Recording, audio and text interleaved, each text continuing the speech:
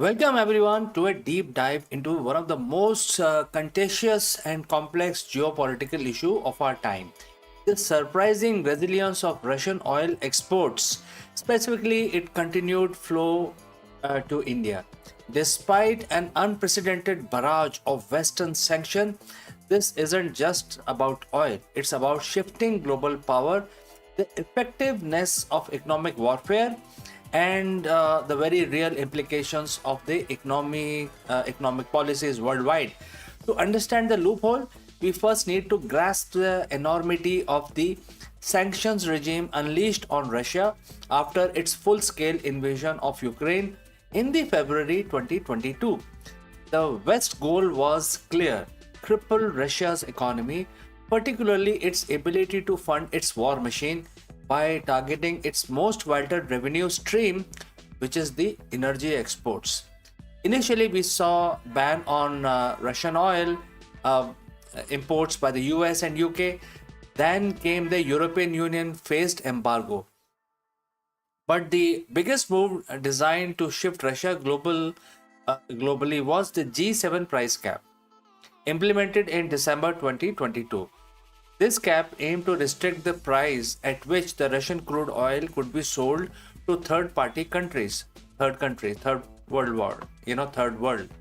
If it used Western services like shipping, insurance, or financing, the idea was to allow Russian oil to continue flowing, preventing a global supply shock, but a heavily discounted price, thereby slashing Moscow's profit. It was heralded as a sophisticated tool of economic coercions. Now let's pivot to India. As the world's most populous nation and rapidly growing economic powers, India's energy demands are colossal and ever increasing. India is highly dependent on the oil imports, typically sourcing over 85% of its crude from abroad. For decades, its primary suppliers were Middle East giants like Saudi Arabia and Iraq. When Russia invaded Ukraine, the Western buyers began shunning Russian oil. A unique opportunity arose for India. Suddenly, a vast supply of heavily discounted crude was available for a nation grappling with inflation, a massive energy bill, and a constant need to fuel its industrial growth. This was an offer too good to refuse. India's stance has consistently been driven by its national interest, securing affordable energy for its 1.4 billion people. This brings us to the loophole itself. It is not a single, easily identifiable crack in the sanctions armor, but rather a complex web of strategic maneuvers and market adaptations. Firstly, the most straightforward aspect is India simply ramped up its direct purchase of Russian crude oil at deeply discounted prices. Russian Urals crude, historically trading at a premium, was suddenly selling at a significant discount compared to the international benchmarks like the Brent. Indian refiners, both state owned and private, seized this opportunity, increasing their intake of Russian oil from a merely 0.2% of the total imports before the war to over 40% by mid 2023. But how did they do this without running a fuel of G7 price cap? This is where the intricacies begin. The G7 price cap specifically targets Russian oil if it uses the Western shipping insurance or the financial services. This means if a tanker is owned by a Greek company, insured by a London firm, or financed by a European bank, it must adhere to the price cap. The loophole here is Russia and its allies' development of a parallel ecosystem. Russia has built a shadow fleet of older, often less transparently owned tankers. These vessels operate outside Western jurisdictions, often registered in non G7 countries, and are insured by non Western providers, frequently based in Russia, China, or the Middle East. This allows Russian oils to be transported without needing to comply to the price cap. Furthermore, Indian buyers are largely sourcing this oil as delivered at port basis, meaning Russia is responsible for shipping and insurance until the product reaches Indian shores. This minimizes India's direct exposure to Western sanctions enforcement. This is perhaps the most concerning aspect for the West. Refining and re export of Russian origin crude is definitely being done by India.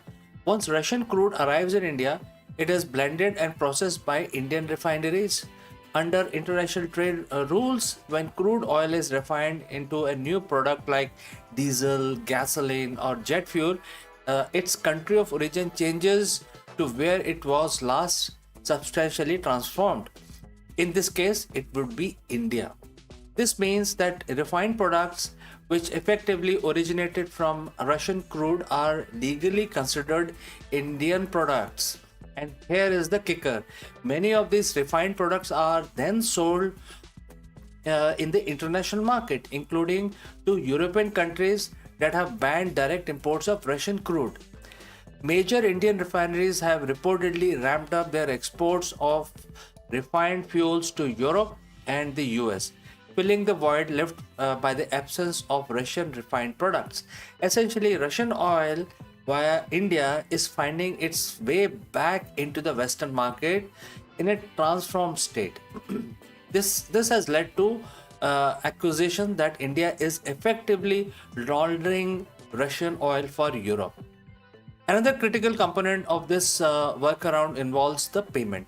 To circumvent the Western financial sanctions, both Russia and India have been actively exploring implementing alternative payment mechanisms, moving away from the US dollars. They have been using a mix of Indian rupee, Russian ruble, and even third country currency like the UAE dirhams or Chinese yuan. This pivot away from dollar dominated trade not only reduce vulnerability to Western financial sanctions but also align with a broader long-term goal for both nations: de-dollarization and the strengthening of multipolar global financial system. India in particularly has encouraged its bank to set up a Vostro account with Russian banks to facilitate trade in local currencies. So why is this loophole causing such a significant worry in the Washington and European capitals? The reasons are multifaceted and profound. Firstly, it undermines the very purpose of the sanction. If the Russia continues to sell its oil at a discount and maintain substantial revenue, the economic pressure designed to spoil its war effort is significantly blunted. Every barrel sold is a dollar or a rupee that can be used to purchase components, pay soldiers, and sustain the conflict. Secondly, it exposes the limitation of the unilateral Western economic power. The G7 price cap relies on the dominance of the Western services. The emergence of robust parallel market, facilitated by countries like India, demonstrates that a significant portion of the global economy is unwilling or unable to fully align with Western sanctions. This challenge the long-held assumption of the Western financial hegemony. Thirdly, it creates a political friction. Western leaders have voiced their concerns to India, urging them to reduce their reliance on Russian oil. They see India as indirectly supporting Russia's war. However, India maintains its sovereign right to purchase energy from wherever it sees fit, especially when it benefits its national economy. This divergence creates a wedge within the broader effort to present a united front against Russia. India's position is not naive. It's a carefully calculated balancing act. Now, Delhi enjoys historically strong ties with Moscow, particularly in defense, where Russia remains a key supplier of the military equipment. Simultaneously, India is strengthening its strategic partnership with West, particularly the United States, as part of its Quad alliance effort to counter China in the Indo-Pacific. When pressed by Western officials, Indian External Affairs Minister uh, famously retorted that the Europe buys more Russian energy in an afternoon than India does in a month, highlighting the perceived hypocrisy. India asserted that its purchases are a fraction of what Europe traditionally bought, and it is simply buying what is best for its citizens at a time of the global economic volatility. For India, it's a matter of energy security, economic stability, and asserting its strategic autonomy on the global stage. It refuses to be dictated to be any single power bloc, preferring to maintain diverse partnerships. So, what can the West do now? Options are limited and fraught with potential risk. One approach is to tighten the enforcement of the existing sanctions. This could mean more aggressive tracking of the shadow fleet, increased scrutiny of non Western insurers, and targeting specific entities or individuals involved in circumventing the price cap. However, this is incredibly complex and resource intensive. Another more drastic measure would be to impose secondary sanctions on entities or countries like India that continues to trade with sanctioned Russian entities. This is a powerful tool but comes with significant diplomatic and economic cost. Sanctioning India, a crucial partner in the Indo-Pacific and democratic ally, would be a major geopolitical misstep, potentially pushing New Delhi closer to Beijing and Moscow. The West is effectively caught between a rock and a hard place. Allow the loophole to persist, weakening the sanctions regime, or escalate, risking a broader global economic disruption and alienating key allies. The current strategy seems to be one of the persistent diplomatic pressure and selective targeted enforcement rather than broad secondary sanctions. The big question is, how sustainable is this loophole? On one hand, Russia needs buyer and India needs affordable energy. As long as these fundamental needs exist, the incentives to maintain this trade will remain strong. The infrastructure, the ships, the payment system is now largely in place. On the other hand, factors could shift. The war in Ukraine could end, altering the geopolitical landscape. Global oil demand could fluctuate. India owns own energy mix could evolve with a greater push towards renewables. Though this is a long-term prospect, Western pressure, while not leading to the outright sanctions on India, could increase the cost or complexities of this trade. Ultimately, this situation highlights the incredible adaptability of the global markets and the limit of economic sanctions when faced with strong national interest and determined actors. The Indian Russia oil loophole is more than just a logistical workaround. It's a symptom of the changing world order. It demonstrates the growing agency of non Western power, the challenges of imposing a unified global economic front, and the persistent drive of nations to secure their own prosperity. For the West, it is a difficult lesson in the complexities of the economic warfare. For India, it is the pragmatic strategy that serves its national interest, and for Russia, it is the lifeline that helps, mitigate the crushing impact of the unprecedented sanctions.